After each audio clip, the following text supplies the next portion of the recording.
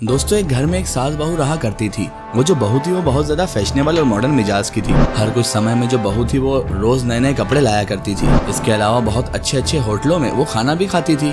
बेटे की नौकरी भी बहुत ज्यादा अच्छी थी और अच्छी सैलरी उसे मिलती थी। बहू बेटा दोनों ही अपनी मस्ती में रहा करते थे। बूढ़ी सासू माँ जो थी वो ये देखकर मन ही मन घुटती रहती थी। आए दिन घर में क्लेश होता रहता था, कभी बहू के कपड़ों को लेकर, कभी बहू के खर्चों को लेकर। एक दिन बूढ़ी औरत सास रोते हुए घर से बाहर निकल गई। वो भी बाहर जा ही रही थी, तभी उनकी नजर एक साधु बाबा पर पड़ गई। साधु बाबा ने जैसे ही उस बूढ़ी औरत को देखा तो उसे अपने पास बुला लिया। बूढ़ी औरत ने साधु महात्मा से कहा, महात्मा जी, मैं बहुत ज्यादा दुखी हूँ, मैं क्या करूँ? मेरे बहू और बेटा पूरी ऐशो आराम से जिंदगी जीते हैं। ऐसा क्या है कि मेरी बहू की जिंदगी इतनी अच्छी है और मेरी इतनी खराब?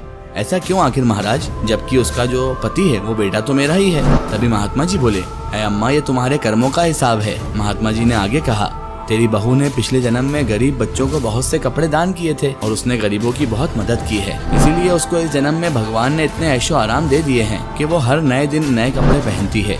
और ए औरत, तू पिछले जन्म में एक साहूकार औरत थी। तूने पिछले जन्म में गरीब लड़के से बहुत ज्यादा काम करवाया था और उसके बाद उसके पैसे भी नहीं दिए थे। इस जन्म में वही लड़का तेरा बेटा बनकर पैदा हुआ है, इसीलिए अब वो तुझे पैसे देने में आनाकानी करता है।